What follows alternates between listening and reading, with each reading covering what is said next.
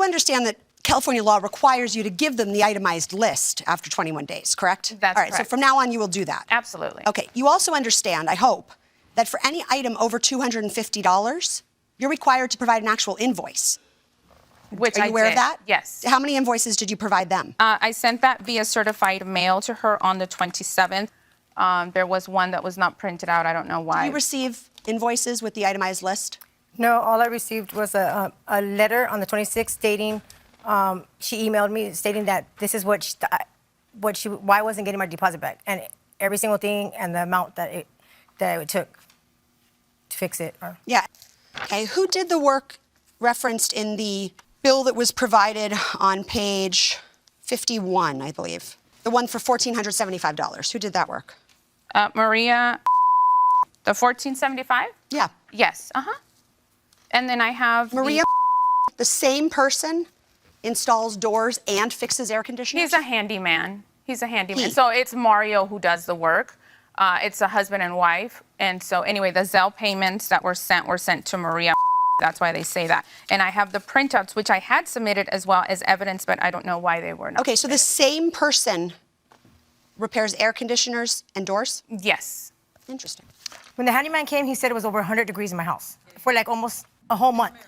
It was 2 weeks. So if you did your move-out inspection on June 7th. I did on the 8th. The owners were there on the 1st of June, and that's because I was out of town on a family emergency. Okay. And I started receiving a bunch of text messages with all of the photos that I submitted as evidence with all of the lists of the items that were left. Okay, but why did you sign something saying that you conducted your inspection on the 1st?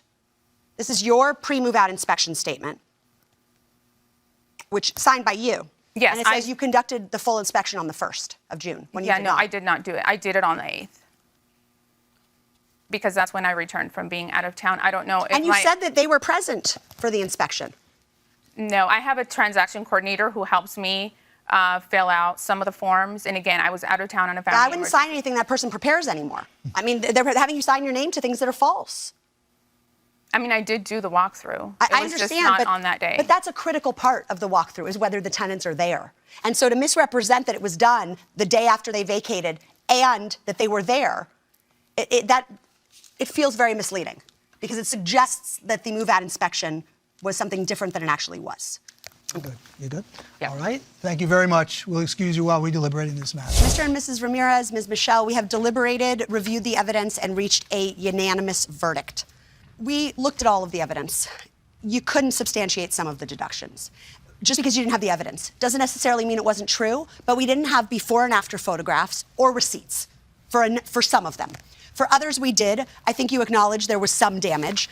I'm not going to go through each and every one, although we did in our deliberations, but by way of example, clearly the door needed to be replaced. So there were definitely a few items, but our tallying up, and specifically not including the backyard, just because we didn't have evidence that the whole backyard needed to be redone.